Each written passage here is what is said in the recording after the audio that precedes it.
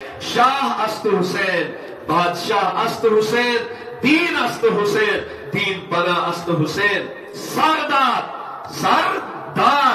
نداد دست در دست یزید، حقا کی بنا الہ الہ است حسین، سر دیا مگر یزید کے ہاتھ میں ہاتھ دینا امام حسین رضی اللہ عنہ نے پسند نہیں فرمایا، اور یہی وجہ بنی کہ حضرت امام حسین نے اپنے آپ کی ذات اور اپنے سارے اہل خانہ کو میدان کربلا کی زینت بنایا۔ کیوں؟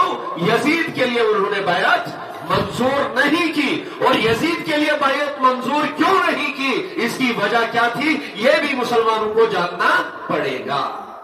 یا حسین، کردار ایسی یزیدی، گفتار ایسی یزیدی، جسم ایسی یزیدی، طریقہ ایسی یزیدی، پوشاک ایسی یزیدی، زبان ایسی یزیدی، اور سوری معاشرہ ایسی یزیدی۔ پتہ ہے کہ 10 محرم یا حسین ونسک وین چن بچوس امام حسین چن جہان مول بچوس حسینی ہو نہیں سکتا۔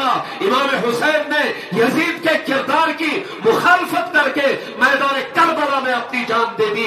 امام حسین نے یہ فرمایا یزید ظالم ہے، یزید بے حیا ہے، یزید بدکار ہے، یزید شرابی ہے، میں شرابی کے ہاتھ پر بیعت نہیں کر سکتا، میں ظالم کے ہاتھ پر بیعت نہیں کر سکتا، میں ایک بدکردار کے ہاتھ پر بیعت نہیں کر سکتا، میں ایک ڈھنگسی اور چرسی کے ہاتھ پر بیعت نہیں کر سکتا۔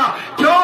میرے نانا جان کا جو دین تھا وہ جاء الحق وزہق الباطل ان الباطل کان زہوقا، میں گردن کٹانا برداشت کروں گا، میں علی اصغر کو اس میدان کربلا میں اس کے خون سے رنگین کر دوں گا، اللہ کے یہاں اللہ کے دربار میں اس کے خون کو بھیجوں گا جو ابھی شیرخوار ہے، جسے چلنا نہیں آتا، جسے بولنا نہیں آتا، جسے کہنا نہیں آتا، جسے سننا نہیں آتا، بولا لے میرا یہ علی اصغر بھی تیرے دربار میں قربان ہے کہ جو ابھی شیرخوار ہی ہے۔